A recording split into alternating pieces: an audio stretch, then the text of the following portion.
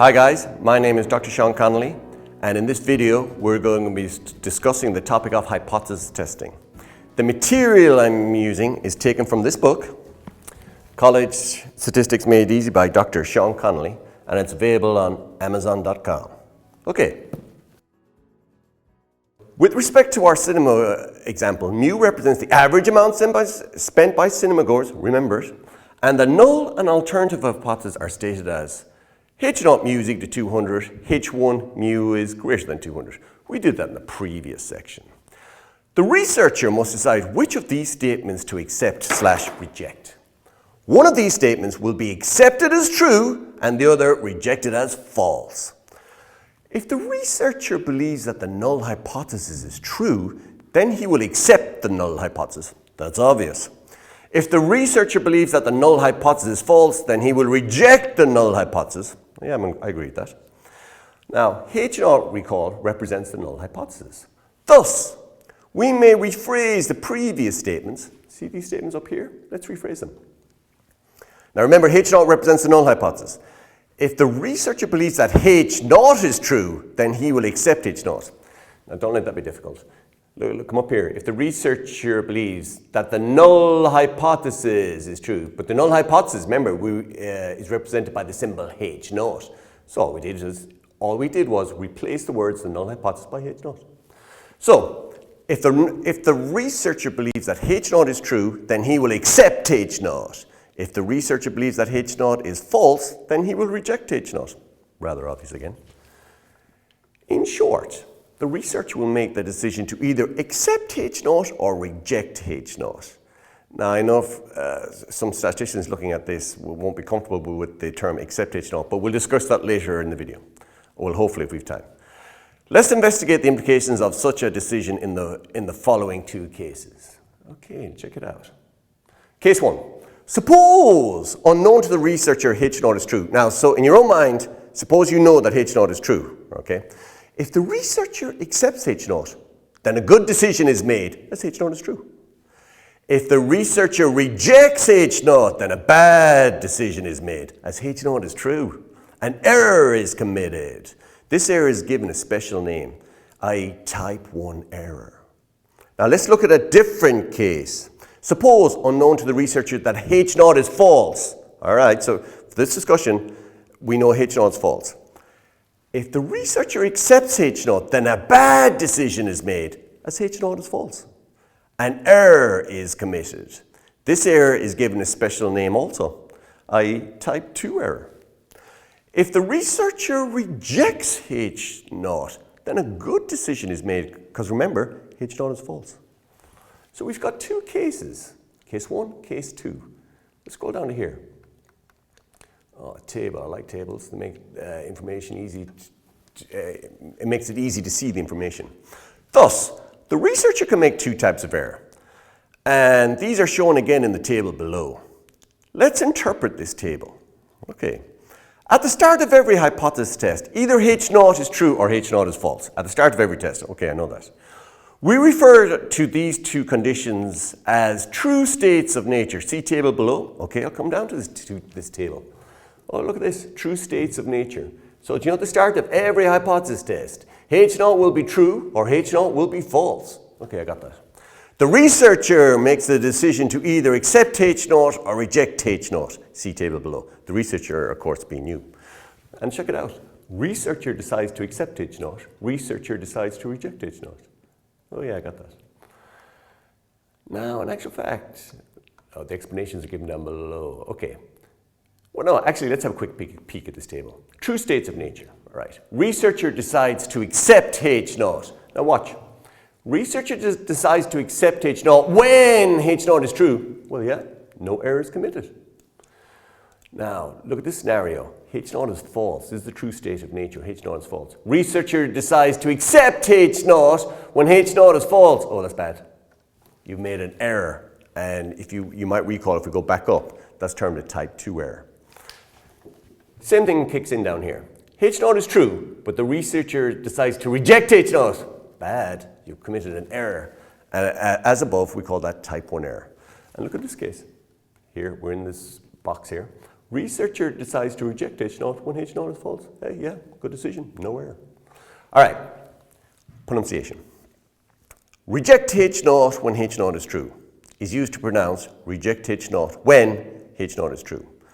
The probability of type 1 error is used to pronounce the probability of type 1 error. So I guess when I see that P, it means probability. When I see that slash, it means the word when. Okay.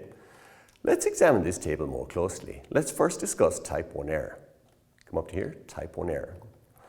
Okay, type 1 error. Start. Type 1 error is highlighted by the blue color. So let's come up here, guys. Yeah, type 1 error, it is in blue.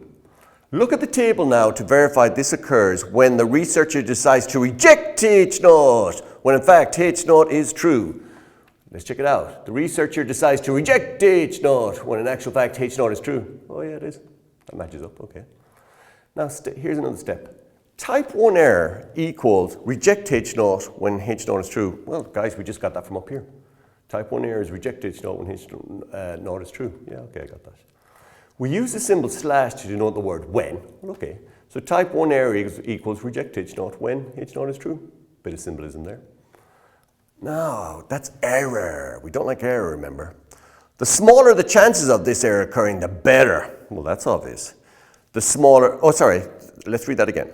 The smaller the chances of this error occurring, the better. I.e., the smaller the probability of this occurring, the better. Well, that makes sense.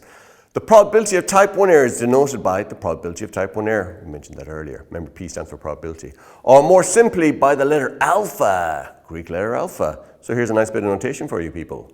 Probability of type 1 error equals probability of type 1 error, P stands for probability, equals alpha. So they all mean the same thing. Let's now discuss the other type of error, i.e. type 2 error. Okay, so type 2 error. Start.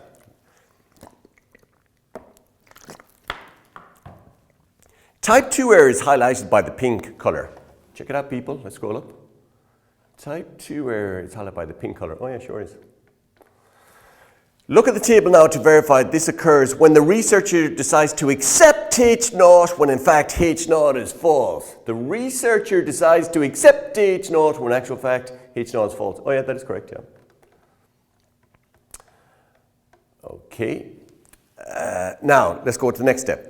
Type 2 error equals accept H0 when H0 is false. We're actually just after seeing that. Recall the symbol slash denotes the word when. So type 2 error is accept H0 when H0 is false. That's just a nice shorthand notation for describing what the type 2 error represents. Now, type 2 error, it's error. We don't like error. The smaller the chance of this error occurring, the better. I.e., the smaller the probability of this error occurring, the better. The probability of type 2 error is denoted by P. What does P stand for?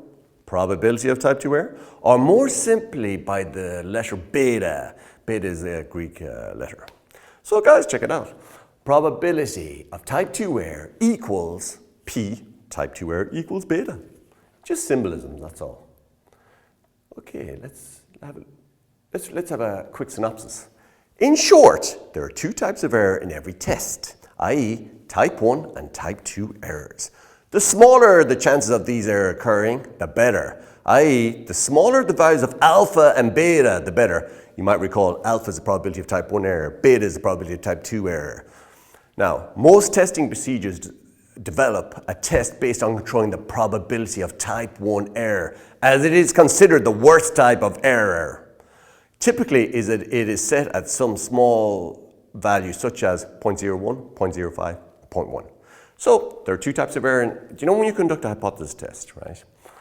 There are two types of error, type 1 error and type 2 error. Now hopefully I don't commit any of those errors. Do you know if I scroll up to this table up here, hopefully after I conduct the test, I'm either standing there, no error, or I'm standing there, no error. But I don't want to be standing in this box or this box because I've committed an error. Let's scroll back down again. Okay. So every time I conduct a test, there's the possibility of error. And you know the errors, we give them specific names. We call them type 1 error and type 2 error. Ideally, what would you like the probability of type 1 error and type 2 error to be? Now, if you responded with a 0, that's good, because obviously I'd like the probability of error to be 0. Now, in this chapter, we're not going to discuss the implications of setting the probability of type 1 error to 0. There are other implications that need to be discussed in that. But for the moment, what we do is we've decided we'd like alpha and beta, the probability of type 1 error and probability of type 2 error, to be small. Most testing procedures concentrate on alpha, the probability of type 1 error, and they make it small.